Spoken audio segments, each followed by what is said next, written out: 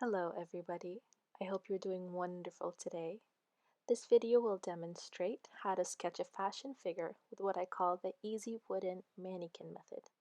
This is a very basic sketch, so if you liked it and found it easy to follow, then please let me know in the comment section below and I'll upload more videos like this in the future. So the wooden mannequin method kind of explains itself. It's kind of imagining that there is a wooden mannequin in front of you, imagining the different poses that wooden mannequin can take. You can even buy one and try to play around with the poses. And then just transferring that on paper with simple lines that direct you to how the body is going to look like. So that's exactly what I'm doing here. One of the hardest parts about drawing a fashion figure or just a human figure in general is that it's really hard to know where everything goes and get the proper dimensions so everything looks put together. So this is what this method does really, is that it simplifies it down to just skeleton so you can perfect the poses and perfect where everything goes.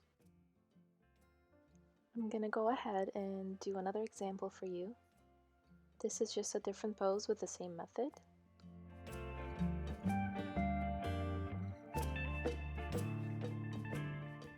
Alright, and this is the pose that I chose to do for today's video.